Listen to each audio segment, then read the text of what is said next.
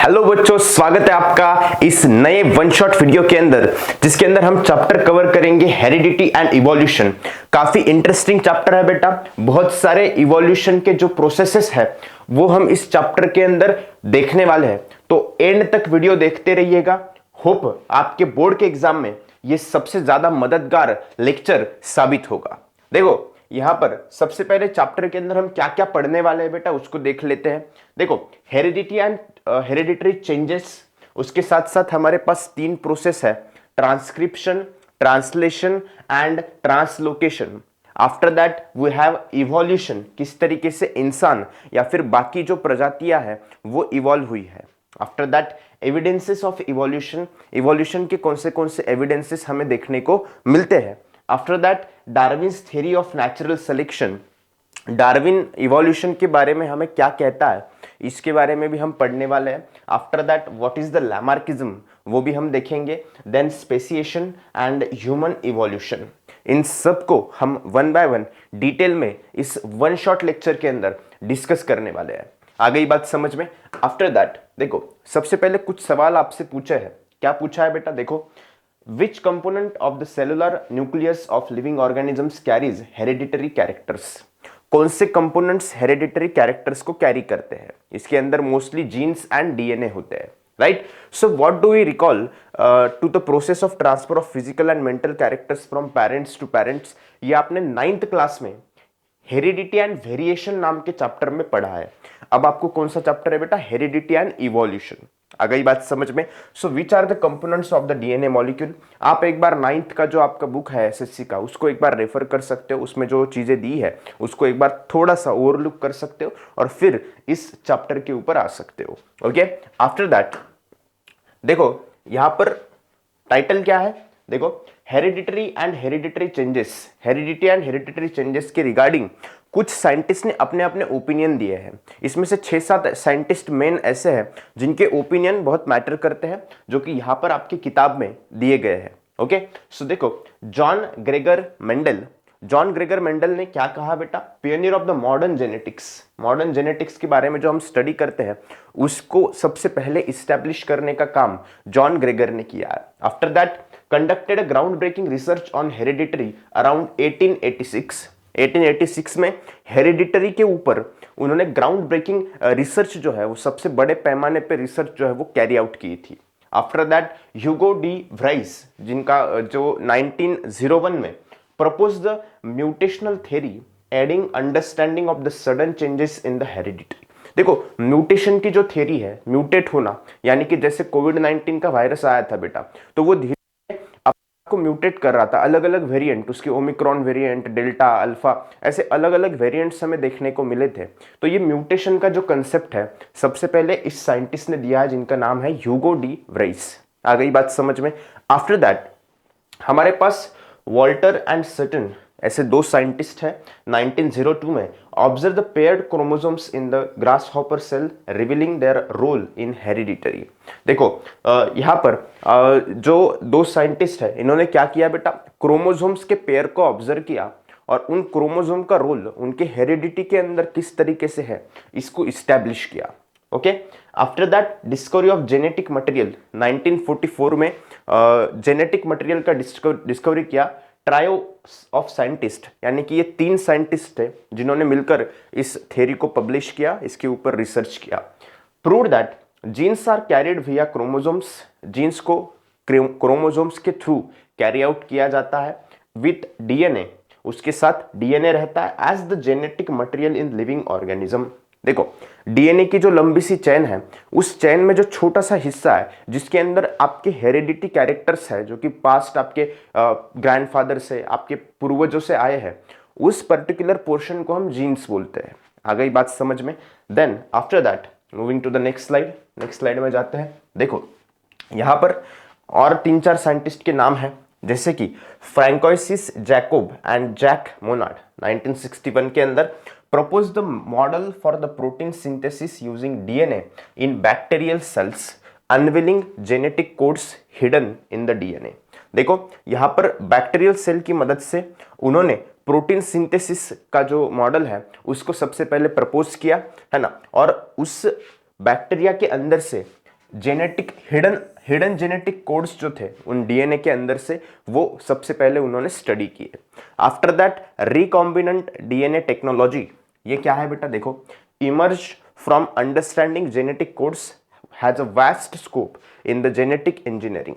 देखो, genetic engineering की एक ब्रांच रहती है।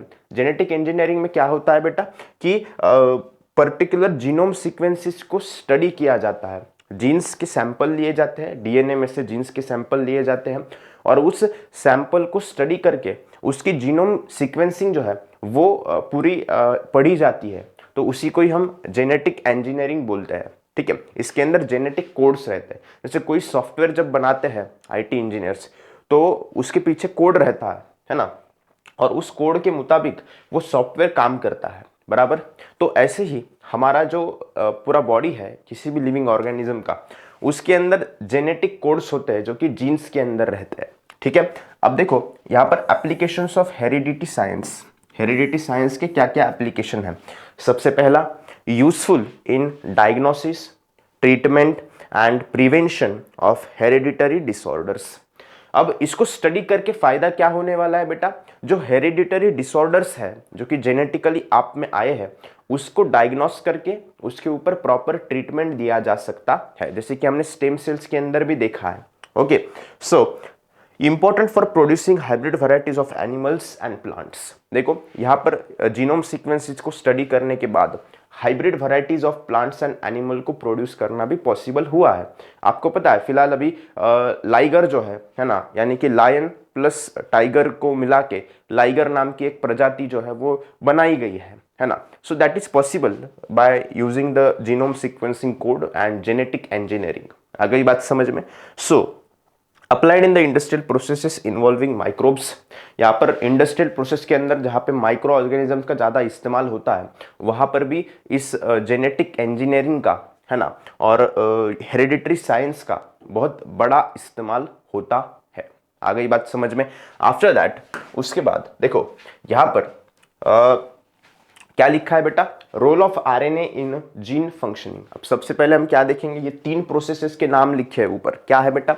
ट्रांसक्रिप्शन, ट्रांसलेशन एंड ट्रांसलोकेशन, बराबर। अब इसके अंदर सबसे पहले हम क्या देखेंगे, ट्रांसक्रिप्शन को देखने की कोशिश करेंगे। ट्रांसक्रिप्शन, देखो, role of RNA in gene functioning. अब आरएनए देखो, आरएनए का ट्रांसक्रिप्शन का स्ट्रक्चर यहाँ पर दिया गया है। ठीक है, यहाँ पर आरएनए न्यूक्लियोटाइड्स आपको दिख रहा है, ये 3 है ना। उसके बाद में आरएनए पॉलीमरेज भी आपको दिख रहा है, ऊपर का स्ट्रक्चर। ठीक है, ये बीच का स्ट्रक्चर जो है वो क्या है बेटा, डीएनए है। ये क्या है, एमआरएनए है। दिख रहा है क्या बेटा आपको, है ना। अब ये क्या होता है, देखो, genes in the form of DNA use RNA. Genes क्या करते हैं बेटा, डीएनए के फॉर्म में आरएनए का इस्तेमाल करते हैं, है ना, to participate in the cell functioning and control the body structure and processes. अब ये जीन्स डीएनए की मदद से आरएनए का इस्तेमाल करते हैं।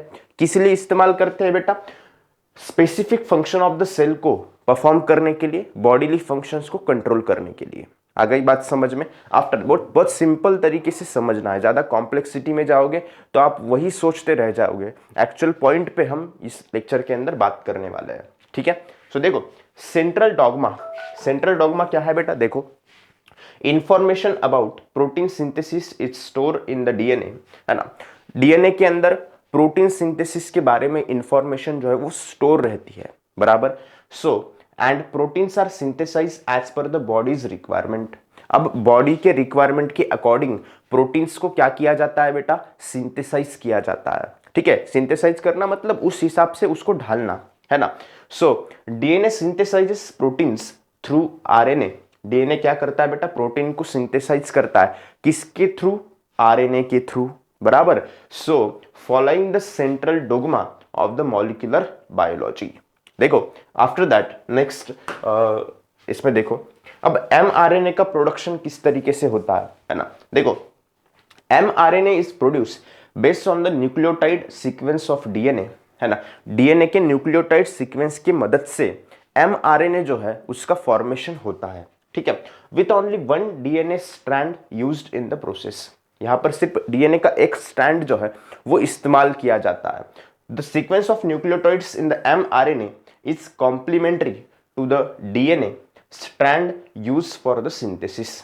अब देखो जो mRNA का सीक्वेंस है ना, the sequence of nucleotides, mRNA के अंदर न्यूक्लियोटाइड्स का जो सीक्वेंस है उसको as a complementary to DNA strand use किया जाता है for the synthesis of the proteins. आ गई बात समझ में। आफ्टर दैट ट्रांसक्रिप्शन, ट्रांसक्रिप्शन जो हम पढ़ रहे थे है ना, इसके लिए, इसको समझने के लिए ये पीछे का जो पोर्शन है 3-4 पॉइंट है, इसको पढ़ना जरूरी था, ठीक है। और वन शॉट लेक्चर में थोड़ा सा हम फास्ट जाएंगे ताकि 1.5 घंटे के अंदर अपना चैप्टर जो है वो खत्म हो पाए, ठीक है।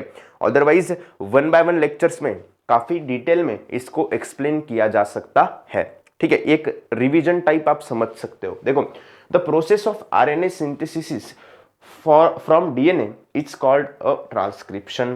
ट्रांसक्रिप्शन किसको कहेंगे बेटा? The process of RNA, the process है ना, the process of RNA synthesis है ना। आरएनए सिंथेसिस की जो प्रोसेस है बेटा, आरएनए सिंथेसिस की जो प्रोसेस है फ्रॉम डीएनए, किसकी मदद से बेटा? डीएनए की मदद से। इसी प्रोसेस को हम क्या बोलते हैं? इसी प्रोसेस को हम क्या बोलते हैं बेटा? इसी प्रोसेस को हम बोलते हैं ट्रांसक्रिप्शन। क्या बोलते हैं? ट्रांसक्रिप्शन, ठीक है। आ गई बात समझ में? यस और नो, हाँ या ना? Okay, so RNA contains uracil instead of the thymine found in the DNA. अब आरएनए के अंदर क्या रहता है बेटा? यूरासिल नाम का एक कंपाउंड रहता है और डीएनए के अंदर थाइमाइन रहता है। आ गई बात समझ में? क्लियर है? यस और नो?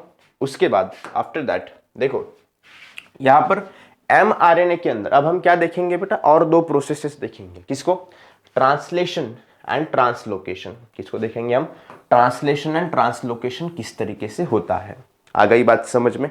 अब देखो यहां पर सबसे पहली चीज mRNA एंड प्रोटीन सिंथेसिस, ये कैसे होता है? देखो सबसे पहली बात देखो, mRNA carries coded messages from DNA to the cytoplasm for protein synthesis. mRNA क्या करता है बेटा? कोड्स को कैरी करता है, कोडेड मैसेजेस को कैरी करता है, ठीक है। कहां से कहां कैरी करता है बेटा? From DNA to the cytoplasm for protein synthesis. DNA से लेके साइटोप्लाज्म तक मैसेजेस के कोड को वो कैरी करता है। कौन बेटा?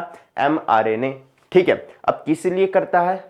प्रोटीन सिंथेसिस के लिए करता है। काफी सिंपल लैंग्वेज में मैंने यहां पर पॉइंट्स को नोट डाउन किया है। आ गई बात समझ में? देखो अब हर एक मैसेज के अंदर each message contains triplet codons which represent specific amino acid.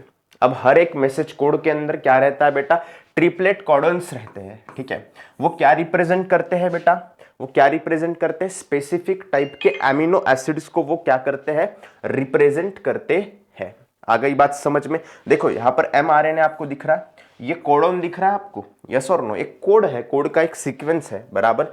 और यहां पर tRNA भी है जो कि टी टाइप के शेप में आपको दिख रहा है। ये जो हिस्सा है इसको क्या बोलते हैं बेटा? लाइसिन बोलते हैं। क्या बोलते हैं? लाइसिन। ये जो है वो ये पूरा का पूरा mRNA है और ये है न्यूक्लियस। आ गई बात समझ में? अब इसमें थोड़ी सी चीजें आपको जो है वो इमेजिन करनी पड़ेगी।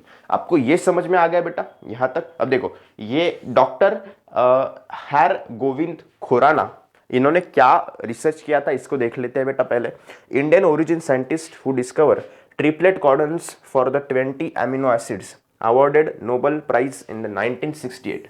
1968 के अंदर इनको नोबेल प्राइज मिला था। किसके तहत मिला था बेटा? क्या ढूंढकर निकाला था इन्होंने? देखो triplet codons for 20 amino acids, 20 amino acid के लिए ट्रिपलेट कॉडन्स उन्होंने ढूंढकर निकाले थे। आ गई बात समझ में? आफ्टर दैट यहां पर क्या है बेटा? ट्रांसलेशन है। क्या है? ट्रांसलेशन। देखो process where tRNA supplies amino acids, ऐसी प्रोसेस जहां पर tRNA जो है वो एमिनो एसिड को सप्लाई करता है, ठीक है। tRNA supplies amino acids based on mRNA codons forming proteins. देखो tRNAs को एमिनो एसिड सप्लाई किए जाते हैं किसके ऊपर? किसके बेसिस पे? mRNA कॉडन्स के बेसिस पे। और वहां पर क्या फॉर्म होता है बेटा? प्रोटीन्स का फॉर्मेशन होता है। किसका फॉर्मेशन होता है? प्रोटीन्स का फॉर्मेशन होता है। आ गई बात समझ में? तो tRNA carries anticodons complementary to mRNA codon.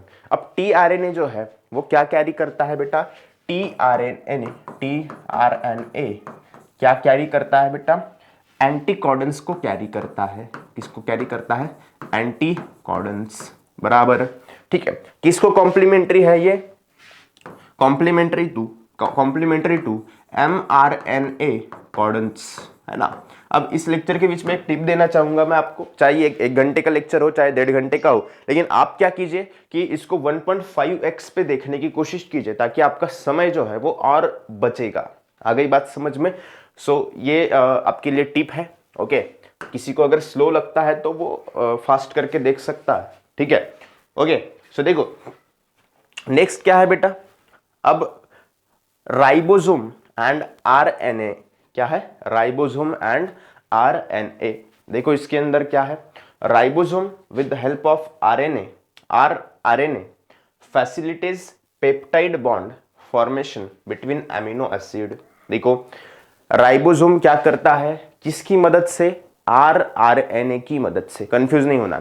Ribosome क्या करता है, आरएनए की मदद से क्या करता है बेटा, facilitates peptide bond formation, amino acid के बीच में पेप्टाइड बॉन्ड का फॉर्मेशन करने में मदद करता है। कौन, ribosome with the help of RNA. आ गई बात समझ में। ये प्रेजेंटेशन बहुत सिंपल है, आप इसको रेफर कीजिएगा। देखो ट्रांसलोकेशन, अब ट्रांसलोकेशन है ना सब, ट्रांसलोकेशन क्या है देख लेते हैं। देखो ribosome moves along mRNA, ribosome mRNA के अलोंग मूव करता है, बराबर।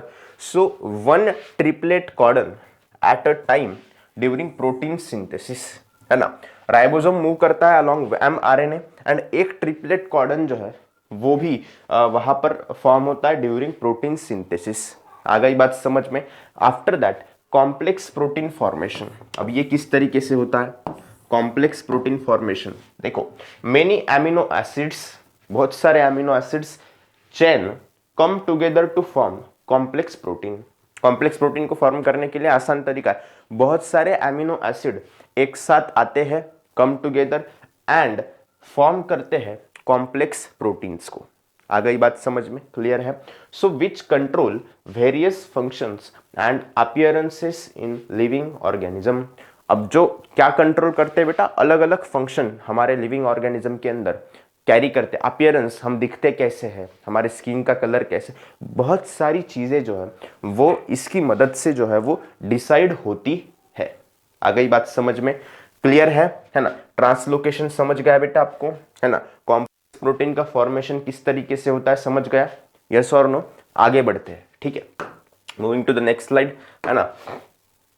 देखो इनहेरिटेंस एंड म्यूटेशन, क्या है बेटा, इनहेरिटेंस एंड म्यूटेशन। देखो यहां पर क्या हो रहा है, जीन्स क्या डिटरमाइन करते हैं, genes determine the traits passed on to the offspring with some genes undergoing mutation, है ना।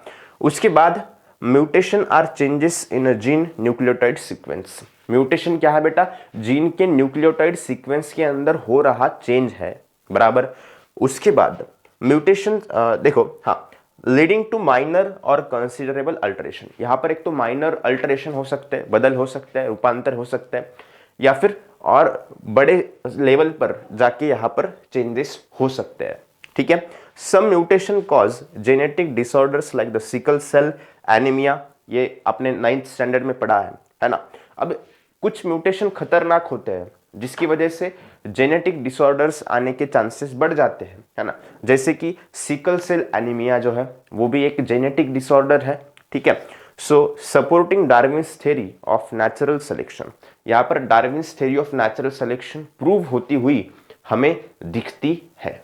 आ गई बात समझ में, यस और नो, ओके। अब देखो ना यहाँ पर मेन सीक्वेंस है, यहाँ पर इस पर्टिकुलर सीक्वेंस से ये सीक्वेंस जो है वो रिप्लेस हो जाता है। आ गई क्या बात समझ में, है ना, बहुत सिंपल है, ठीक है। सो इसी को ही हम क्या बोलते हैं बेटा, म्यूटेशन बोलते हैं। क्या बोलते हैं, म्यूटेशन, ओके, क्लियर है। आफ्टर दैट देन देखो अब कुछ सवाल आपसे पूछे हैं, ठीक है।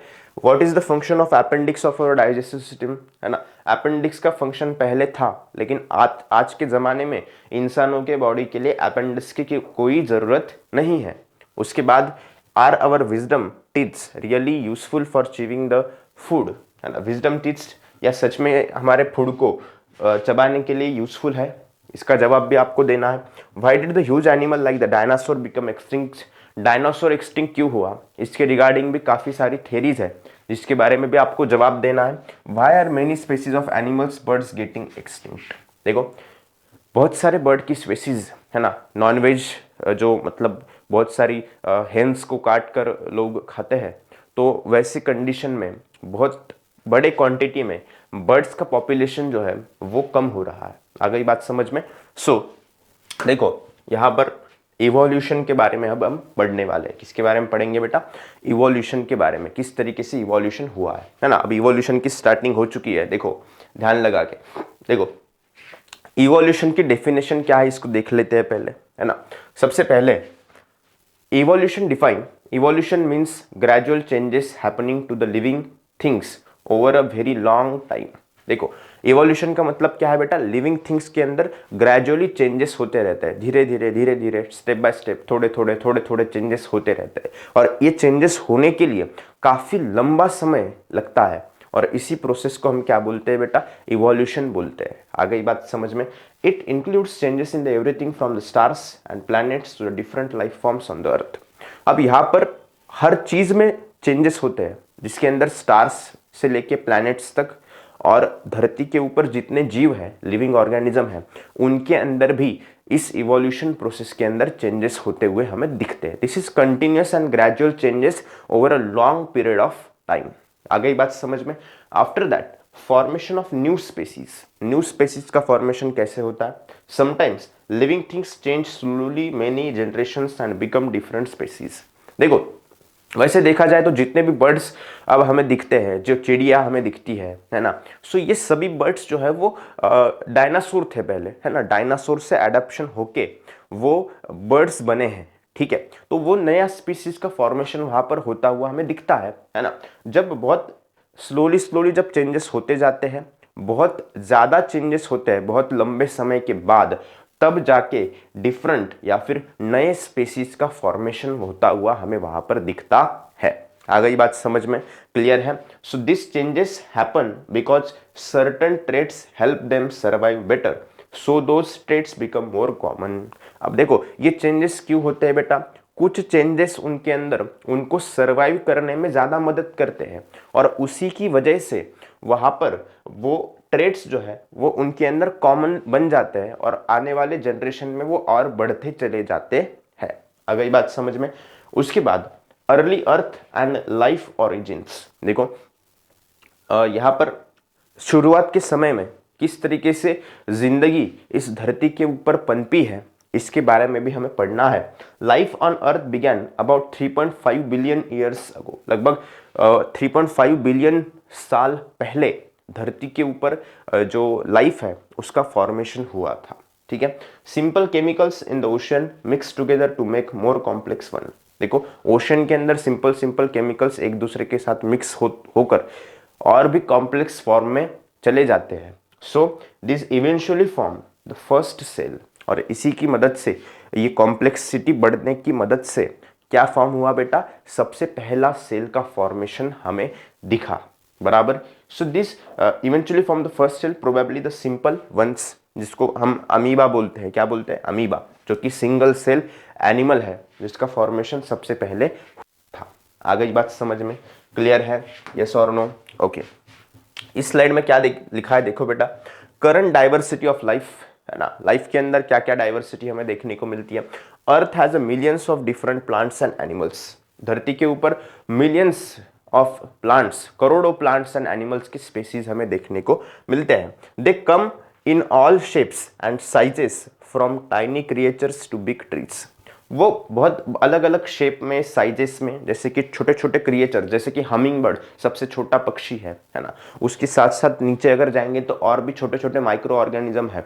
उसके बाद और भी अगर ऊपर जाएंगे तो बहुत बड़े बड़े साइज के भी प्लांट्स एंड एनिमल्स हमें देखने को मिलते हैं, है ना। उसका शेप एंड साइज भी क्या है, ड्रास्टिकली डिफरेंट है, ठीक है। So they come in all shapes and size from tiny creatures to the big trees. After that ubiquity of life, ये क्या है बेटा, देखो life can be found everywhere on earth, धरती के ऊपर हर जगह पे आपको जिंदगी पनपी आपको दिखाई देगी। So even in the air, water and underground, चाहे आप हवा में जाओ वहां पर भी माइक्रो ऑर्गेनिज्म है, चाहे आप अंडरग्राउंड में जाओ वहां पर भी माइक्रो ऑर्गेनिज्म है, चाहे आप पानी में जाओ वहां पर भी बहुत सारे जीव हमें देखने को मिलते हैं। आ गई बात समझ में।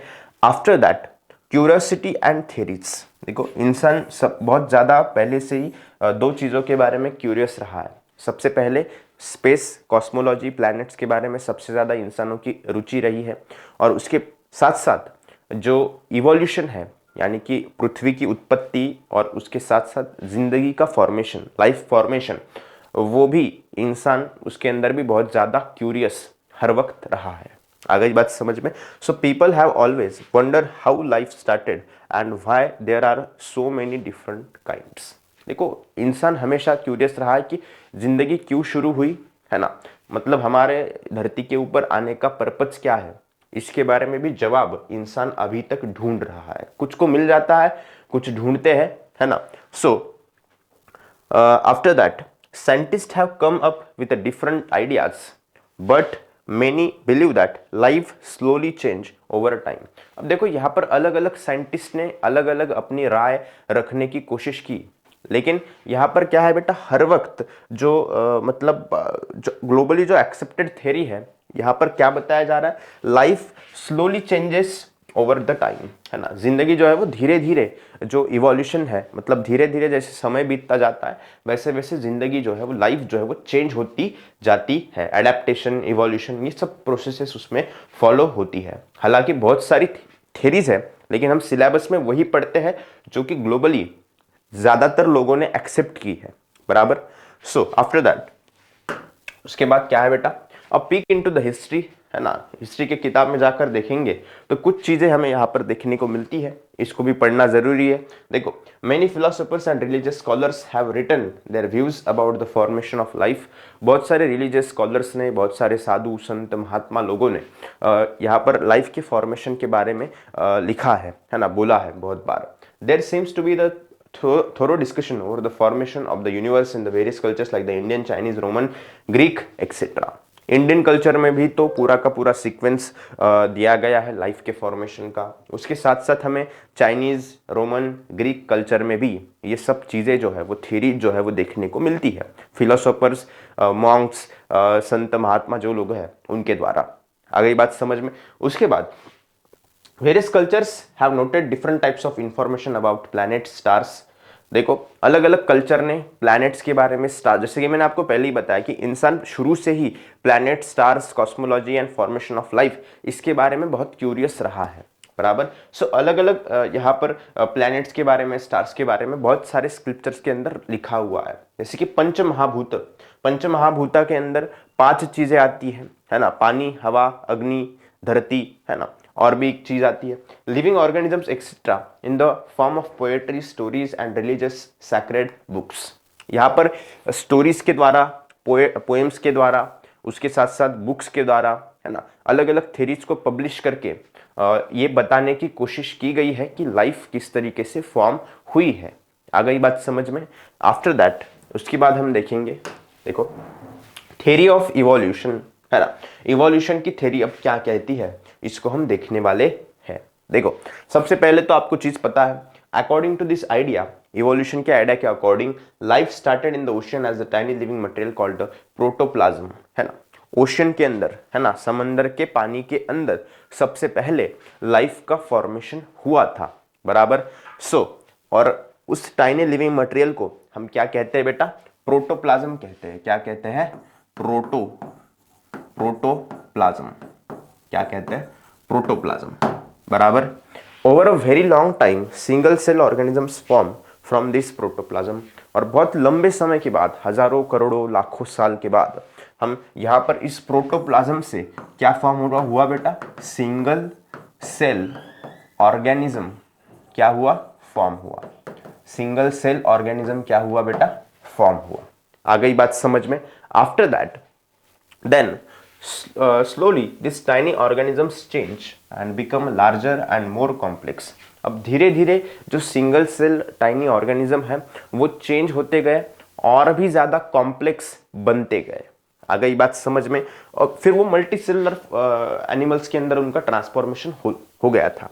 This changes takes around 300 million years. 300 million years, करोड़ों साल, है ना, तब 30-40 करोड़ साल इस सब चीज को लगे हैं। ठीक है, और यहाँ पर ग्रेजुअल चेंजेस हुए हैं। कैसे चेंजेस हुए बेटा? ग्रेजुअल, यानी कि ग्रेजुअल मतलब क्या? कंटिन्यूअस चेंज है लेकिन थोड़ा थोड़ा चेंज है। आ गई बात समझ में? आफ्टर दैट देखो, the changes in living things happen slowly over time, not suddenly. देखो यहाँ पर धीरे धीरे चेंजेस हुए, सडनली एकदम से कोई लिविंग ऑर्गेनिज्म ट्रांसफॉर्म नहीं हुआ है। यूनिसेलुलर से मल्टीसेलुलर तक जाने के लिए लगभग 300 मिलियन ईयर्स का समय लगा है। आ गई बात समझ में? After that they become more diverse and complex as time went on. जैसे जैसे समय बीतता गया वैसे वैसे वो और भी ज्यादा डाइवर्स और भी ज्यादा कॉम्प्लेक्स होते गए according to their environmental conditions. आ गई बात समझ में? आफ्टर दैट देन क्या है बेटा? देखो, ऑर्गेनाइजेशनल प्रोसेस। क्या है? Organisational process. देखो यहां पर सबसे पहली चीज, this whole process of gradual change and development in living things is called evolution. Evolution किसको कहेंगे बेटा? इसी पूरे प्रोसेस को जिसके अंदर ग्रेजुअली चेंजेस होते हैं, नए स्पीशीज का फॉर्मेशन होता है, इसी को ही हम क्या कहते हैं बेटा? इवोल्यूशन कहते हैं। So it's a step by step progression from simple to more complex organism. ये क्या है बेटा? स्टेप बाय स्टेप प्रोग्रेस है, सिंपल से लेके कॉम्प्लेक्स ऑर्गेनिज्म तक जाने की। ओके, सो प्रोग्रेसिव डेवलपमेंट क्या है? Plants and animals evolve from the earlier ancestors with different structures and functions. देखो अर्लियर एंसेस्टर से प्लांट्स एंड एनिमल जो है वो डिफरेंट फंक्शनल स्ट्रक्चर से इवॉल्व हुए हैं, बराबर। This continuous development lead to the variety of the life forms we see today. और इस कंटिन्यूस डेवलपमेंट की वजह से वैरायटी ऑफ लाइफ फॉर्म्स हमें आजकल के जमाने में देखने को मिलते हैं, है ना। अब इवोल्यूशन का पूरा आइडिया लग गया बेटा अपने को, है ना? क्लियर है? यस और नो? काफी सिंपल चीज है, ठीक है। लेकिन स्टेप बाय स्टेप अगर आपको एग्जाम में कोई क्वेश्चन आता है तो स्टेप बाय स्टेप आपको यहाँ पर लिखना है। अब हमने इवोल्यूशन की थ्योरी तो पढ़ ली बेटा, लेकिन आपके मन में एक सवाल उठ रहा होगा कि सर इवोल्यूशन के बारे में कुछ प्रूफ है क्या? वो प्रूफ भी तो हमें बताओ। तो yes, there are some proofs, there are some evidences that can tells us the evolution has exist. Evolution हुआ था, ये हमें बताने वाले कुछ प्रूफ्स हमारे पास मौजूद है, ठीक है। अब यहाँ पर सबसे पहला एविडेंस क्या है बेटा? Morphological evidence. कौन सा एविडेंस है? मॉर्फोलॉजिकल एविडेंस, बराबर।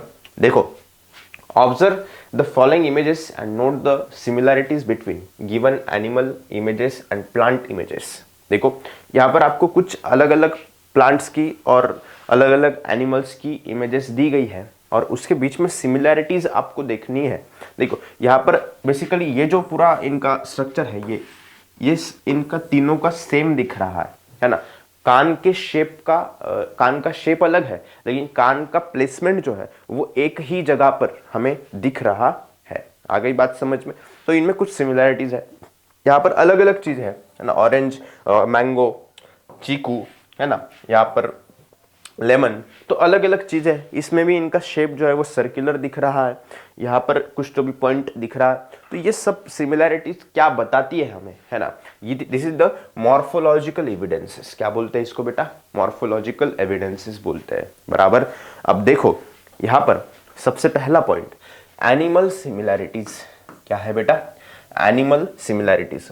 Mouth structure, I position, nostril and ear shape and body hair distribution shows similarities across different animals। देखो यहाँ पर सबसे पहली चीज क्या है बेटा? उनके माउथ का स्ट्रक्चर, उनके आंखों का शेप, आंखों की पोजीशन, उनके कानों की या नॉस्ट्रिल का शेप, उनके पास उनके बॉडी की जो हेयर डिस्ट्रीब्यूशन है वो, ये सब हमें अलग अलग एनिमल्स के अंदर सिमिलर देखने को मिलते हैं। आ गई बात समझ में? आफ्टर दैट प्लांट सिमिलैरिटीज है अपने पास, है ना। प्लांट के बीच में क्या सिमिलैरिटीज है बेटा? देखो इनके लीफ का शेप आपको लगभग सेम दिख रहा है ना, लीफ शेप। उसके बाद उसके ऊपर जो वेन्स के जो पैटर्न है उनके, वो वेन पैटर्न्स भी सेम है and stock structures are alike various plants. सो उनके जो स्टॉक है वो भी लगभग अलग अलग प्लांट्स में हमें सिमिलर ही देखने को मिलते हैं।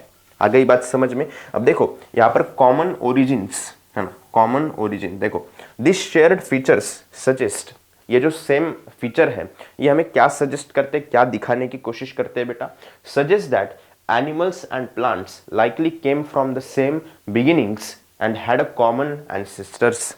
एनिमल्स एंड प्लांट्स जो है वो सेम बिगिनिंग से आए हैं और उनके एंसेस्टर भी क्या है बेटा, कॉमन है। आ गई बात समझ में। मॉर्फोलॉजिकल एविडेंस समझ में आ गया बेटा आपको, बराबर। अब हम क्या देखेंगे, एनाटॉमिकल एविडेंसेस। एनाटॉमी मतलब क्या, हड्डियों की जब जहां पर हम स्टडी करते हैं उसको एनाटॉमी बोलते हैं, बराबर।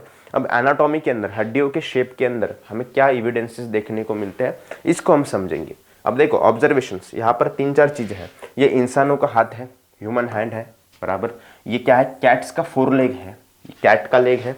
यहाँ पर पैटाजियम ऑफ द बैट, बैट का पैटाजियम है।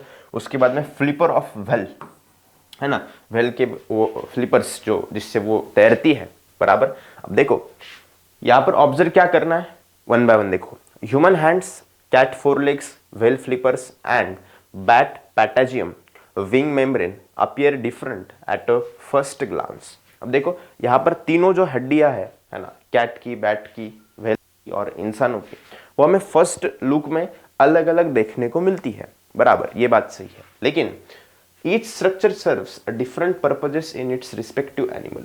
हर स्ट्रक्चर जो है वो अलग अलग पर्पज उस पर्टिकुलर एनिमल के अंदर सर्व करता है। जैसे कि हमारे पास 5 फिंगर है, हम उसको उठाने में, चीजों को काम में लेते हैं। कैट कूदने में, भागने में उसको काम में लेती है। वेल उसको तैरने के लिए काम में लेती है।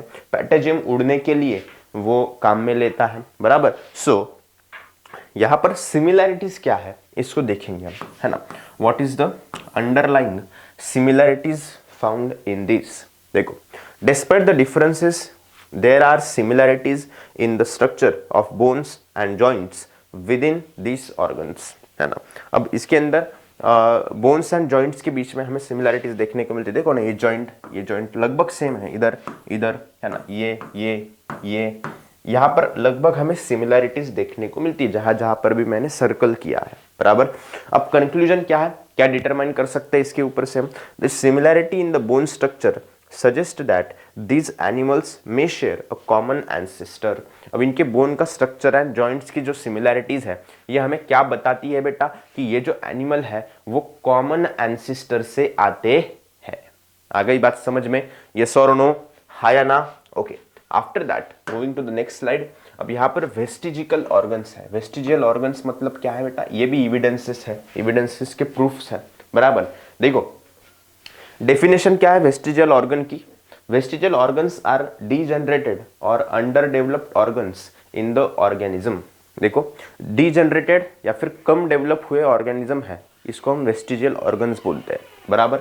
सो कैरेक्टरिस्टिक्स क्या है बेटा इनके, देखो सबसे पहला, न्यू टिश्यू और organ development in response to the environmental changes is not feasible. देखो यहाँ पर जो न्यू टिश्यू डेवलपमेंट है वो फिजिबल नहीं है एनवायरमेंटल चेंजेस के according. So existing organs undergo gradual changes over time, है ना। सो एग्जिस्टिंग जो ऑर्गन है वो ग्रेजुअल चेंजेस के साथ ओवर द टाइम जाते हैं, है ना। इसके प्रूफ्स भी देखेंगे हम इस इमेज में। सो after that a structure may be useful in a one situation but become useless or harmful in another, है ना। कुछ सिचुएशन में वो स्ट्रक्चर हेल्पफुल है, यूजफुल है, लेकिन कुछ सिचुएशन में वो हार्मफुल है, इस तक कुछ काम का नहीं है, बराबर। सो यहाँ पर नेचुरल सिलेक्शन का कंसेप्ट आता है। कौन सा कंसेप्ट आता है बेटा, नेचुरल सिलेक्शन का, बराबर। उससे पहले मैं ये 2-3 चीजें आपको बता देता हूँ, है ना। लार्ज इंटेस्टाइन आपको दिख रहा है, स्मॉल इंटेस्टाइन दिख रहा है, यहाँ पर क्या है बेटा, अपेंडिक्स, है ना। आजकल के जमाने में अपेंडिक्स का कोई रोल हमें देखने को नहीं मिलता है ना। ये क्या है बेटा, अपेंडिक्स, ठीक है। अब इंसानों के पास, है ना, जैसे कि बोला जाता है नेचुरल डार्विन के थ्योरी के अंदर, इंसान पहले बंदर था, बंदर से इवॉल्व होते होते वो इंसान बना है ना। तो हमारे इसमें कॉकिक्स जो है, जिसको हम क्या बोलते हैं बेटा, टेल बोन बोलते हैं, क्या बोलते हैं, टेल बोन वो भी हमें देखने को मिलता है। इस पर्टिकुलर जगह पे इंसानों को टेल बोन आज तक है ना। इसका मतलब पहले इंसानों को पूंछ थी, है ना। सो देखो नेचुरल सिलेक्शन के अंदर देखेंगे organ degenerate over a time according to the principle of natural selection. देखो नेचुरल सिलेक्शन के प्रिंसिपल के अकॉर्डिंग जो भी नाकाम यानी कि जिन ऑर्गन का इस्तेमाल नहीं हो रहा है वो ऑर्गन धीरे धीरे डीजनरेट होना शुरू होते हैं। So disappearance of the structure takes thousands of years. लेकिन उस स्ट्रक्चर का डिसअपियरेंस होना, जैसे कि अपेंडिक्स है, जैसे कि ये टेलबोन है, उसका डिसअपियरेंस होने के लिए थाउजेंड्स ऑफ ईयर्स, हजारों करोड़ों साल लगते हैं। आ गई बात समझ में। आफ्टर दैट देन और भी कुछ वेस्टिजियल ऑर्गन्स है, जैसे कि ईयर मसल्स जो है ये भी कुछ काम के नहीं। देखो वेरिएबिलिटी, वेस्टिजियल ऑर्गन्स में be different stages of disappearance in the different animal. An organ may be non functional in one organism but fully functional in the another. देखो उस ऑर्गन का देखो जो आउटर जो पिन्ना है ईयर का हमारा, ठीक है, तो दूसरे प्लांट एनिमल्स के अंदर वो उसको मूव कर सकते हैं, लेकिन हम इसको मूव नहीं कर सकते, ठीक है, ये कोई काम का नहीं है, बराबर। लेकिन दूसरे एनिमल में वो काम का है ना, यही बताया जा रहा है इसमें।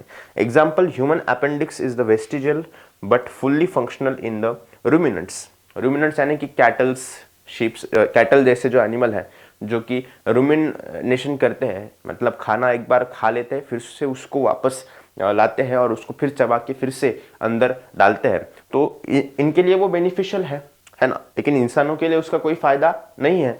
Muscles of the ear pinna के मसल्स हमारे इंसानों के अंदर यूजलेस है, लेकिन मंकीज में देखोगे तो are use by monkeys for ear movement. उनके कान जो है वो मूव कर सकते हैं, बराबर। Other vestigial organs in humans include the tailbone, जिसको हम कॉकिक्स बोलते हैं, ठीक है, wisdom teeth and body hair, है ना, क्या है, हेयर, ठीक है। विजडम टीथ बॉडी हेयर उनके लिए यूजफुल है। हम कपड़े पहनते हैं, हमारे लिए हेयर यूजफुल नहीं है, इसलिए हेयर धीरे धीरे क्या हो गए बेटा, अपने बॉडी के ऊपर से कम हो गए।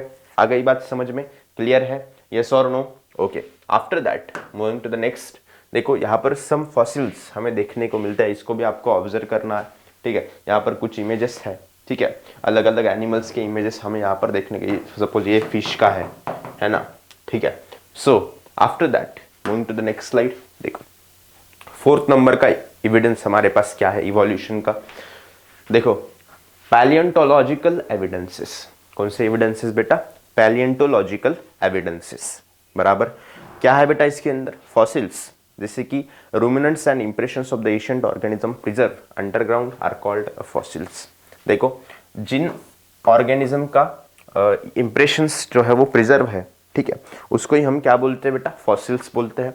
They provide a valuable insights into the organism that existed millions of years ago. वो फॉसिल्स हमें ये बताते हैं कि बहुत सारे कैरेक्टरिस्टिक हमें पता चलते हैं जो हजारों साल पहले एनिमल्स इस धरती के ऊपर रहते थे, ठीक है। अब यहाँ पर कार्बन डेटिंग की जाती है ना, किसी भी चीज को वो कितने हजार साल, कितने करोड़ों साल पुरानी है, इसको पता लगाने के लिए कार्बन डेटिंग आर्कियोलॉजिकल साइंटिस्ट करते हैं, बराबर। अब कैसे करते हैं देखो, after death the consumption of the carbon stops and only the decay C14 occurs. Death के बाद कार्बन कंजप्शन जो है वो स्टॉप हो जाता है और यहाँ पर सिर्फ C14 जो है वो हमें देखने को मिलता है, बराबर। So the ratio C14 to C12 changes over time. जैसे जैसे समय बीतता जाता है तो C14 और C12 का जो रेशो है वो टाइम के साथ साथ चेंज होता है, allowing scientist to calculate the age of fossils. जो फॉसिल्स हमें मिले हैं उसकी एज को कैलकुलेट करने के लिए ये जो रेशो है ये बहुत इंपॉर्टेंट रोल प्ले करता है। आ गई बात समझ में। So carbon dating is used in the paleontology and anthropology to determine the age of the fossils and artifacts। देखो पुराने ज़माने के जो भी आर्टिफैक्ट्स, जो भी चीज़ें हैं, बर्तन वगैरह या फिर जो लड़ाई के लिए इस्तेमाल होते थे वो हथियार वगैरह, तो उनकी भी एज पता करने के लिए साइंटिस्ट कार्बन डेटिंग का इस्तेमाल करते हैं। आ गई बात समझ में। सो studying fossils help in the understanding the evolutionary history of the organisms. अब फॉसिल की स्टडी क्यों करनी है बेटा, इसकी स्टडी करने की वजह से हमें ऑर्गेनिज्म के बारे में इवोल्यूशनरी हिस्ट्री जो है वो पता चलती है। आ गई बात समझ में, क्लियर है? सो evidence suggests that vertebrates evolved gradually from invertebrates over a time, है ना। इवोल्यूशन क्या बताता है हमें, है ना, क्या बताता है बेटा, ये एविडेंसेस हमें क्या बताते हैं कि वर्टिब्रेट्स जो है वो इवॉल्व हुए हैं ग्रेजुअली इनवर्टिब्रेट्स के अंदर, है ना, जैसे जैसे समय बीतता गया उस हिसाब से। आ गई बात समझ में? क्लियर है? यस और no? Moving to the next slide. Okay, next slide में जाते हैं। ठीक है, अब यहाँ पर एक स्टेप बाय स्टेप एक चार्ट दिया है ना, जो कि काफी यूजफुल है इवोल्यूशन को समझने के लिए। ओके, सो देखो यहाँ पर सबसे पहला structure of ground level and fossils, है ना। ग्राउंड लेवल का स्ट्रक्चर एंड फॉसिल का स्ट्रक्चर, आप एक बार इसको ऑब्जर्व करो, है ना, और क्या आपको पता चलता है इसको एक बार देखो, है ना। उसके बाद हम आगे का जो है वो प्रोसीड करेंगे। ठीक है,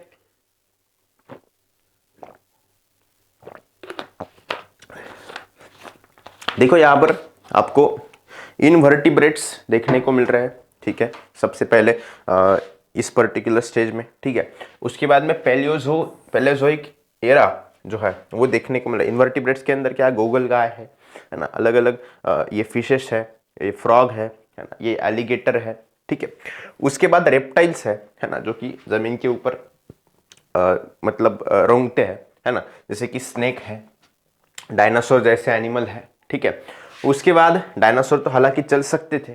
ठीक है, और उसके बाद में एव्स है जिसको हम बर्ड्स बोलते हैं। ठीक है, अब इसमें कुछ मैमल्स है बराबर, रैबिट जैसे, है ना। और इधर के साइड में देखेंगे तो ये क्या है, सिनोजोइक इरा है, ये जो है वो मेसोजोइक इरा है, और ये पैलेओजोइक इरा है ना। ये तीन इराज आपको ध्यान में रखने हैं। और यहाँ पर रेप्टाइल्स, एम्फीबिया एंड पिसेस, है ना। उसके बाद में ऊपर भी रेप्टाइल्स और ये ऊपर मैमल्स, है ना। सो इस तरीके से ये स्टेप बाय स्टेप स्टेजेस जो है वो काम करते हैं, है ना। फॉसिल को स्टडी करने के बाद ये कैटेगराइजेशन हमने किया है। आ गई बात समझ में? क्लियर है? After that moving to the next slide. देखो कार्बन डेटिंग सबसे पहले किसने की थी, है ना। ये साइंटिस्ट का इंट्रोडक्शन हम देखेंगे, इसको जानना भी जरूरी है क्योंकि ये टेक्निक काफी इंपॉर्टेंट रोल प्ले करती है किसी भी टाइप के फॉसिल फ्यूल का एज निकालने के लिए। ये टेक्निक काफी इंपॉर्टेंट रोल प्ले करती है। अब देखो, carbon dating method is used upon the radioactive decay of naturally occurring C14 and developed by the William Libby। देखो विलियम लिबी ने सबसे पहले इसको डेवलप किया था, जो साइंटिस्ट का फोटो यहाँ पर लगा हुआ है ना। C14 का रेडियो एक्टिव डिके जिस तरीके से होता है उस हिसाब से वो पता लगाते हैं, है। ठीक है, he has been awarded with the Nobel prize 1960 में, उनको नोबेल प्राइज मिला था फॉर दिस इन्वेंशन, इस इन्वेंशन के लिए बराबर। After that then the age of the materials determined by this method are published in the journal Radiocarbon, है ना। इस मटेरियल का एज जो है वो किस तरीके से डिटरमाइन किया गया बेटा, जो रेडियो कार्बन नाम के एक जर्नल थे उसके अंदर इसको पब्लिश किया गया बराबर, इस थ्योरी को, इस पूरे प्रोसेस को। आ गई बात समझ में? उसके बाद में हम नेक्स्ट एविडेंस देखेंगे, है ना, 5th नंबर का, है ना। क्या है बेटा? Connecting links. किसको देखेंगे हम? कनेक्टिंग लिंक्स को देखेंगे। आ गई बात समझ में? क्लियर है? यस और नो? ओके, देखो यहाँ पर कनेक्टिंग लिंक्स के अंदर क्या क्या चीजें हैं। First of all, some organism exhibit morphological characteristic that relate them to to different groups. देखो कुछ ऑर्गेनिज्म जो है वो मॉर्फोलॉजिकल कैरेक्टरिस्टिक्स को एग्जिबिट करते हैं। अब मॉर्फोलॉजिकल एविडेंसेस क्या होते हैं ये ऑलरेडी हमने पहले देख लिया है बराबर। So this organisms are called, है ना, इस ऑर्गेनिज्म को हम क्या बोलते हैं बेटा? कनेक्टिंग लिंक्स बोलते हैं। इन ऑर्गेनिजम्स को क्या बोलते हैं? Connecting links. आ गई बात समझ में? एग्जाम्पल जैसे कि पेरीपेटस, है ना। पेरीपेटस क्या है बेटा? देखो दिख रहा है कि आपको पेरीपेटस यहाँ पर? Yes, segmented body, thin cuticle and parapodia like organs, है ना। उसकी सेगमेंटेड बॉडी है, एक लंबी सी, है ना, जो छोटे छोटे छोटे लेग लाइक स्ट्रक्चर है। यहाँ पे क्लियर उसका इमेज आपको दिख रहा है बराबर। Tracheal respiration and open circulatory system similar to arthropods. Arthropods के जैसे ही उनकी रेस्पिरेटरी सिस्टम जो है वो ट्रैकियल है बराबर। And acts as the connecting link between annelids and arthropods, है ना। एनेलिड्स एंड आर्थ्रोपॉड्स के बीच की कनेक्टिंग लिंक के दौर पर वो एक्ट करता है। कौन बेटा? पेरीपेटस। आ गई बात समझ में? यस और नो? क्लियर है? Okay. After that duck billed platypus. Duck billed platypus दिख रहा है कि बेटा आपको ऊपर? यस दिख रहा है। देखो लेज एग्स, ये क्या करता है? अंडे देता है, ठीक है, like reptiles but possesses mammary glands and hairs like the mammals, है ना। ये अंडे तो देता है लेकिन इसके पास क्या है? मैमरी ग्लैंड है ना। मैमल्स की तरह उसके ऊपर हेयर्स है, मैमरी ग्लैंड भी आपको देखने को मिलती है ना। तो ये भी एक कनेक्टिंग लिंक जो है वो इस्टेब्लिश करता है मैमल्स एंड रेप्टाइल्स के बीच में, है ना। सो लंग फिश आपको दिख रही है बेटा, lung fish, yes you clearly see it.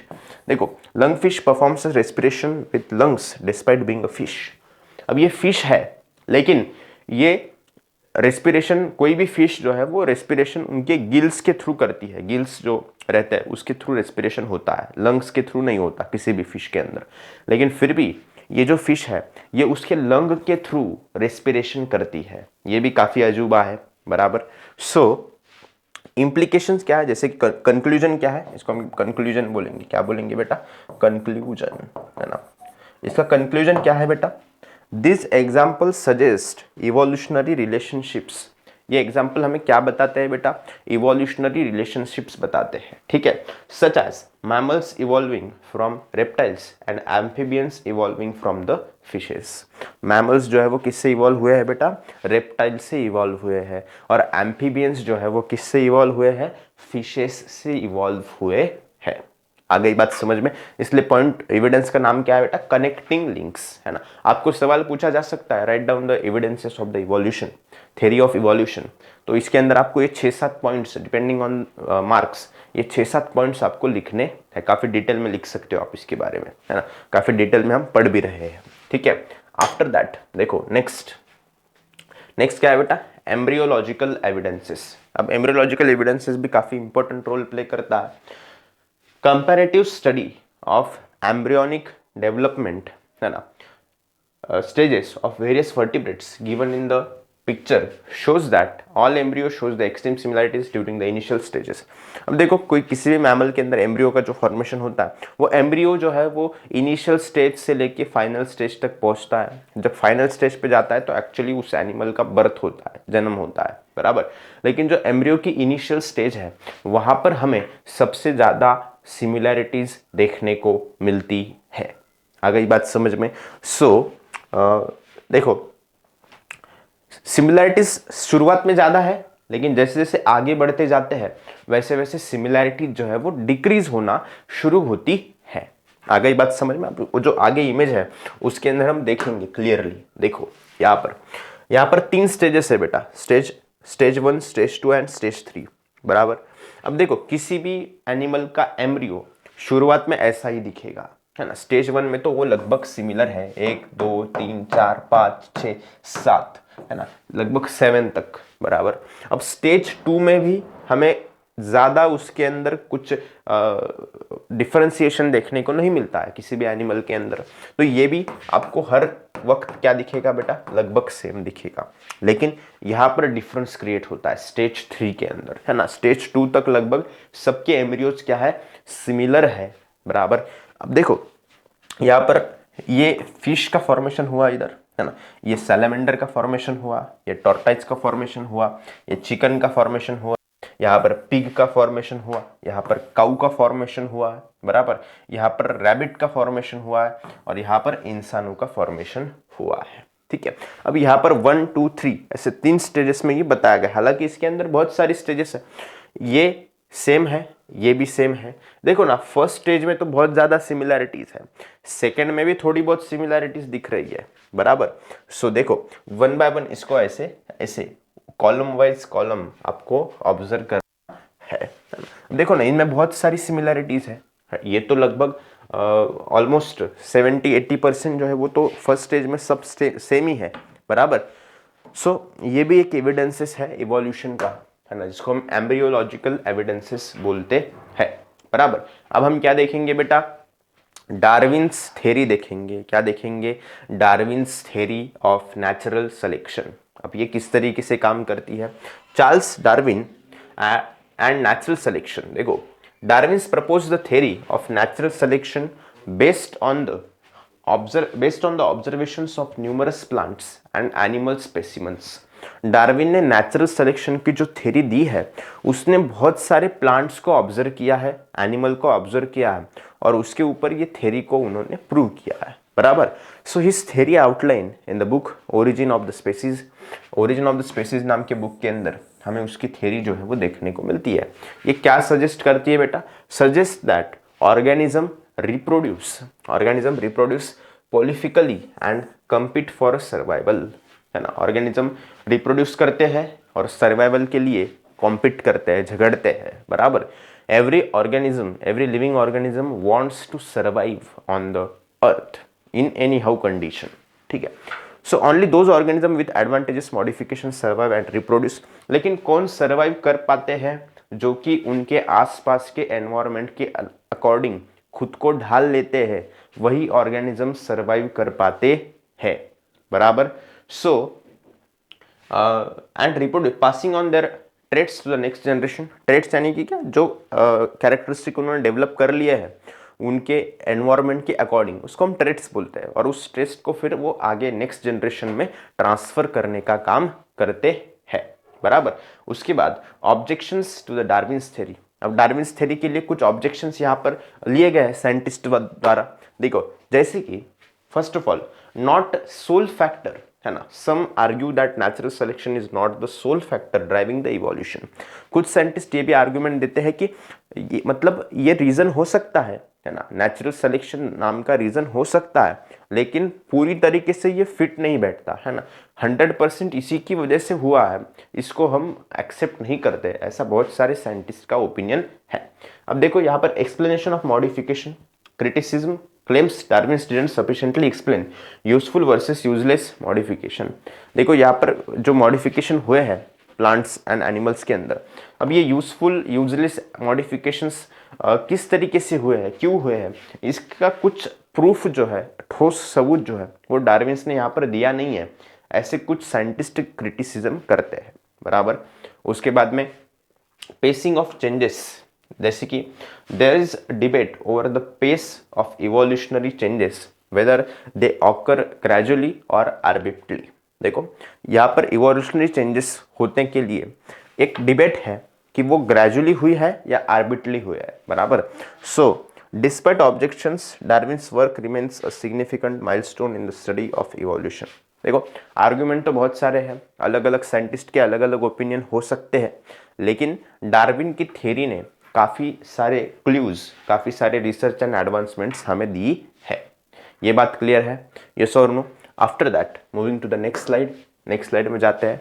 Charles Robert Darwin ये कौन थे, इसके बारे में थोड़ा सा जान लेते हैं।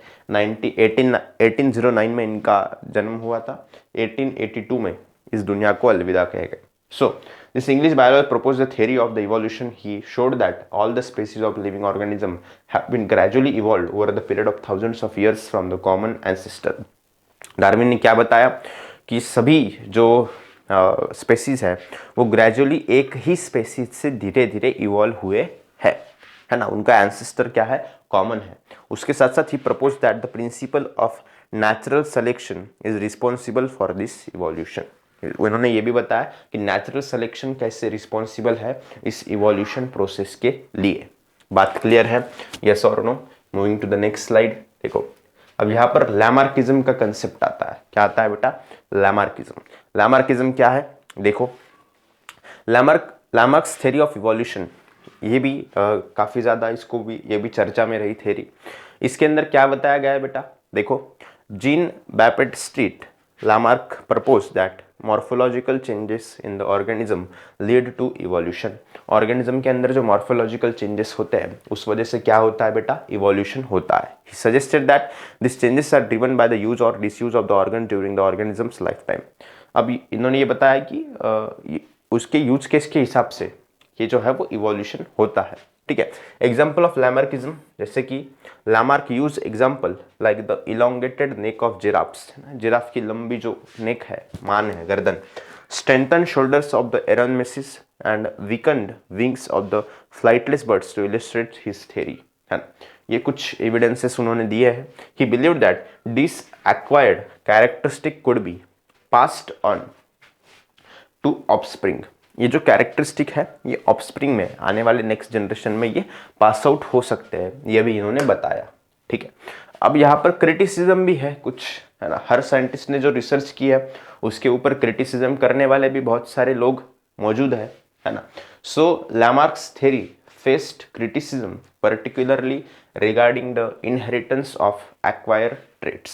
लैमार्क्स थ्योरी ने भी क्रिटिसिज्म बहुत झेला है ना, क्योंकि यहाँ पर एक्वायर्ड ट्रेट्स को किस तरीके से ट्रांसफर हुआ ये उन्होंने बताया नहीं है।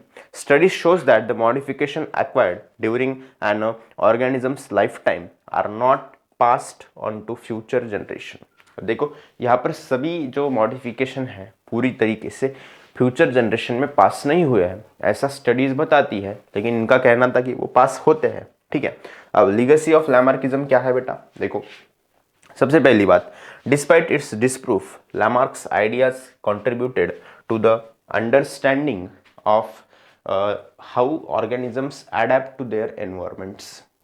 यहाँ पर लैमार्किज्म में क्या बताया कि ऑर्गेनिज्म उनके एनवायरमेंट के अकॉर्डिंग किस तरीके से खुद को अडेप्ट करते हैं, बराबर, एडेप्टेशन का कंसेप्ट उन्होंने दिया। So the concept of acquired traits influencing N organisms fitness remains relevant in a field like the epigenetics. यहाँ पर एपिजेनेटिक्स के अंदर भी फिटनेस जो है वो काफी इंपॉर्टेंट रोल प्ले करता है। बात क्लियर है, यस और no? Okay, after that moving to the next slide. Lamarck's कौन थे बेटा? 1744 में उनका जन्म हुआ था, 1829 में दुनिया को छोड़ के गए। उन्होंने बताया कि जो इवोल्यूशन को प्रूव करने के लिए उनका भी कंट्रीब्यूशन रहा है। This French naturalist proposed that each animal or plant undergoes some changes in the lifespan and those changes are transferred to the next generation and such changes occur in the next subsequent generations too। इन्होंने सीधा सीधा बता दिया कि जो भी changes and modification होते हैं, एडेप्टेशन होता है किसी भी प्लांट एंड एनिमल के अंदर, वो चेंजेस एंड मॉडिफिकेशन आगे जाने वाले प्लांट्स के अंदर भी कैरी आउट होते हैं, प्लांट्स एंड एनिमल्स के जनरेशन में कैरी आउट होते हैं, और वो जनरेशन के अंदर भी आगे चलकर चेंजेस होते हैं। आगे बात समझ में? उसके बाद moving to the next slide, देखो जस्ट सेकेंड। हाँ देखो यहाँ पर स्पेसिएशन क्या है, स्पेसिएशन भी एक थ्योरी है। देखो, evolution leads to the formation of new species of plants and animals. Evolution मतलब क्या है? नए species of plants and animal का फॉर्मेशन है, बराबर। After that a species is a group of organism capable of producing fertile offspring through natural reproduction.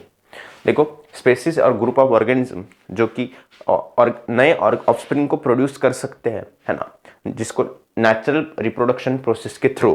So genetic variation within populations plays a crucial role in the formation of new species.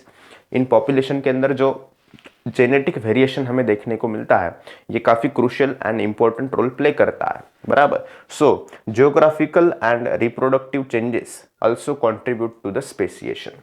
यहाँ पर geographical and reproductive changes जो है वो speciation के अंदर contribute करते हैं। आ गई बात समझ में? सो जियोग्राफिकल बैरियर्स और changes in the reproductive behaviours can lead to the isolation among the population. देखो यहाँ पर जियोग्राफिकल जो चेंजेस है ना, या फिर जो रिप्रोडक्टिव बिहेवियर है किसी भी प्लांट या फिर एनिमल का, उस वजह से क्या होता है बेटा? आइसोलेशन होता है उनके पॉपुलेशन के अंदर। बात क्लियर है? This isolation prevents interbreeding between populations and eventually leading to the development of distinct species। अब इस isolation की मदद से क्या होता है? उनके इंटरब्रीडिंग जो है वो प्रिवेंट होती है ना। इवेंचुअली जो है वो नया नए जो स्पेसीज है वो डिस्टिंक्ट स्पेसीज का फॉर्मेशन वहाँ पर होता हुआ हमें दिखता है। आफ्टर दैट देखो ह्यूमन इवोल्यूशन। अब यहाँ पर सिर्फ हम इंसानों की बात करेंगे, अब तक हम जनरलाइज किस तरीके से इवोल्यूशन हुआ है उसके बारे में बात कर रहे थे। यहाँ पर हम सिर्फ ह्यूमन इवोल्यूशन के बारे में बात करने वाले हैं। आ गई बात समझ में? देखो, biodiversity which encompasses all living organism is believed to have originated from simple unicellular organism through the evolution। देखो यहाँ पर जो बायोडाइवर्सिटी है, ठीक है, उस सिंपल यूनिसेलुलर ऑर्गेनिज्म के थ्रू इवोल्यूशन होके हुई है, बराबर। After that evolutionary timeline approximately 7 crore years अगो, 7 करोड़ साल पहले डायनासोर्स बिकम एक्सटिंक्ट। 7 करोड़ साल पहले धरती के ऊपर डायनासोर जो है वो एक्सटिंक्ट हो चुके थे, ठीक है। So paving the way for a new evolutionary development, और इसी की मदद से फिर आगे चलकर इवोल्यूशनरी डेवलपमेंट होने की शुरुआत हुई। Monkey like animal evolve from the ancestor similar to the modern lemurs. देखो मंकी जैसा एनिमल भी मॉडर्न लेमर्स की तरह इवॉल्व हुआ है। उसके साथ साथ अराउंड 4 करोड़ ईयर अगो, 4 करोड़ साल पहले the tail disappeared in the monkey like animals. देखो मंकी के अंदर 4 करोड़ साल पहले टेल जो है वो सबसे पहले डिसअपियर हुई, leading to the development of the ape like animals. So ape like animals in the Africa evolve further with the improvement in the brain size.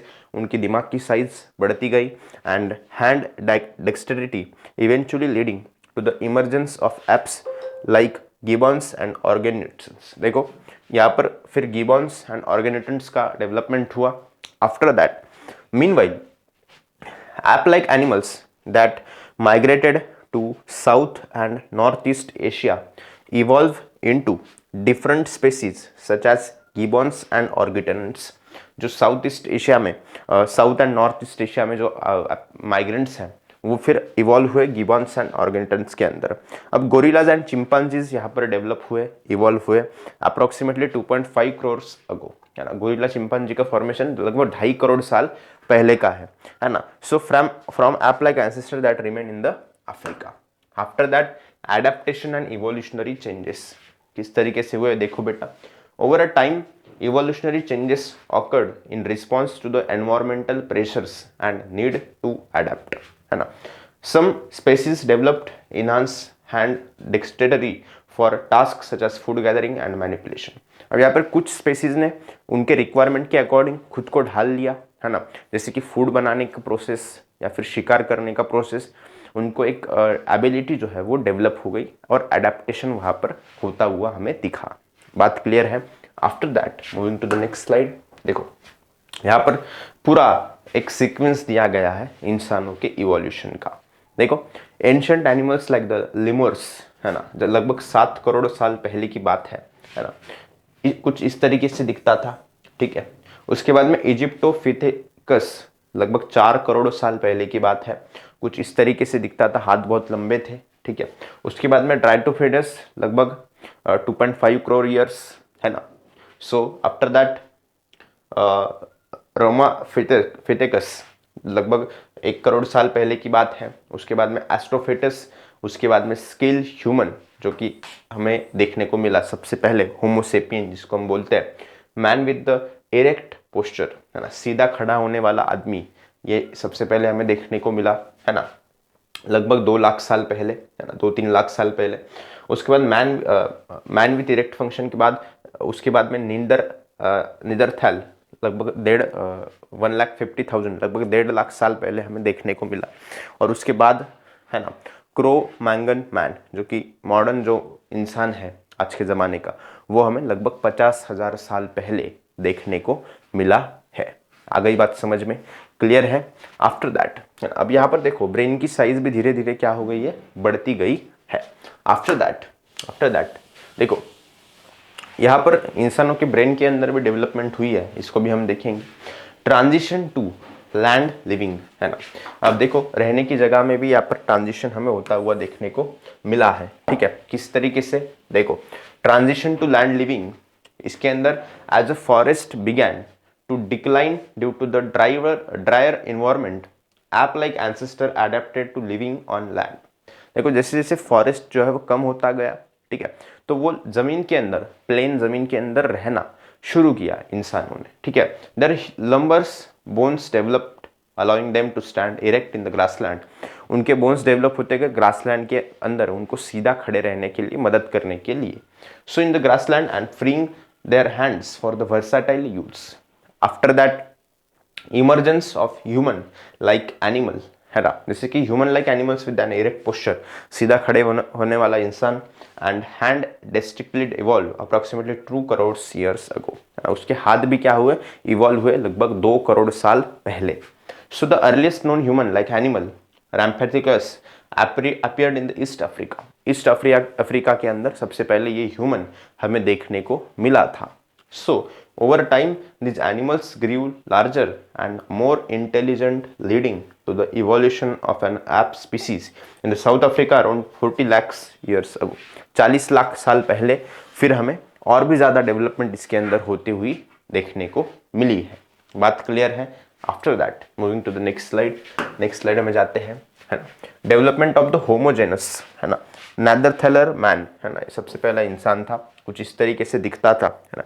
Fossil fuel, genetic coding, carbon dating, इन सब की मदद से ये image, इलिस्ट्रेटिव image को तैयार किया गया है। सो देखो, morphological changes resembling homogeneous membranes began to appear around 20 lakh years ago, लगभग 20 लाख साल पहले ये हमें देखने को मिला, indicating increase skill and intelligence. इसके अंदर स्किल एंड इंटेलिजेंस जो है वो बढ़ता गया। आफ्टर दैट, उसके बाद इवोल्यूशन ऑफ अपराइट मैन, है ना, सीधा खड़े होने वाला upright man evolution. Human ancestor evolve to walk upright approximately 15 lakh years ago, है ना। दो पैरों पे चलना सबसे पहले सीखा था ह्यूमन एंसेस्टर ने लगभग 15 लाख साल पहले, है ना। So possibly in the regions of the China and Indonesia and China का जो रीजन है वहां पर over the next 1 lakh year, उसके बाद लगभग 1 लाख साल तक brain development progress leading to the discovery of the fire. उसके बाद फिर क्या हुआ बेटा, ब्रेन डेवलपमेंट होती गई और उसके बाद सबसे पहले फायर का इन्वेंशन हमें लगा, आग का इन्वेंशन हुआ। So rise of wise man, wise यानी कि सुज्ञ मानुष, है ना। सो आजकल के ज़माने का इंसान जिसको हम वाइज मैन बोलते हैं, है ना, हालांकि वो वाइज नहीं है उतना, ठीक है, लेकिन फिर भी rise of wise man, Neanderthal man consider an early example of wise man existed around the 50,000 years ago. ये जो नेदरथैलर मैन है वो लगभग 50,000 साल पहले इस धरती के ऊपर एग्जिस्ट करता था। The crow Magnon man appearing around the same time, है ना, क्रो मैग्नॉन मैन ये भी एक स्पेसीज है, ठीक है, same time saw rapid evolutionary progress. लेकिन इसके अंदर क्रो मैग्नॉन मैन के अंदर रैपिड इवोल्यूशनरी प्रोग्रेस हमें देखने को मिली। अब ऐसा क्यों हुआ, ये भी रीजंस पूरे के पूरे हमारे पास अवेलेबल नहीं है, ठीक है। तो ये इसीलिए इस थ्योरी पे सवाल उठाए जाते हैं बहुत बार, ठीक है। और उसके बाद after that advent of agriculture, लगभग 10,000 साल पहले wise man begin practicing agriculture, animal husbandry and city establishment. 10,000 साल पहले इंसानों ने सबसे पहले सिटी बनाना शुरू किया, है ना। उसके साथ साथ उन्होंने एग्रीकल्चरल एंड एनिमल हस्बेंड्री, है ना, अलग अलग एनिमल्स को इकट्ठा करके उनसे प्रोडक्शन करना शुरू किया। Cultural advancement followed within the invention of writing, लिखने की कला भी आई, and approximately 5,000 years ago marking the beginning of recorded history, है ना। अब ये अनुमान है, हो सकता है कि इससे पहले लाखों साल पहले ही हमारे पास लिखने की कला मौजूद हो, लेकिन कुछ रीजन की वजह से वो लुप्त हो चुकी होगी, राइट। सो मॉडर्न इरा, अब क्या आ चुका है बेटा, मॉडर्न इरा आ चुका है। पिछले कुछ सालों में इंसानों ने ड्रास्टिकली प्रोग्रेस की है, बराबर, जितना कभी सोचा नहीं था। Modern sciences emerge around 400 years ago, है ना, 400 साल पहले मॉडर्न साइंस जो हम पढ़ते हैं वो आया है, leading to establishment of the industrial societies about 200 years ago. इसकी वजह से क्या हुआ बेटा, 200 साल पहले इंडस्ट्रियल सोसाइटीज का डेवलपमेंट हुआ है। Despite advancement, the quest to understand human ancestry and origins continues, है ना। यहाँ पर और भी इवोल्यूशन होता ही जा रहा है इस थ्योरी के अकॉर्डिंग, है ना। और यहाँ पर अपना हेरिडिटी एंड इवोल्यूशन का 1 शॉट लेक्चर जो है वो काफ़ी इंटरेस्टिंग, काफ़ी आसान लैंग्वेज में, काफ़ी इंटरेस्टिंग तरीके से हमने पढ़ा है। आपको समझ में आया होगा। अगर समझ में आया है तो लाइक कीजिए, शेयर कीजिए, सब्सक्राइब कीजिए और अपने दोस्तों के साथ भी शेयर कीजिए ताकि आपके बोर्ड एग्जाम के लिए इसका बेनिफिट आपको हो सके। Thank you so much. मिलते हैं आपसे ऐसे ही इंटरेस्टिंग नेक्स्ट लेक्चर के अंदर। Thank you so much.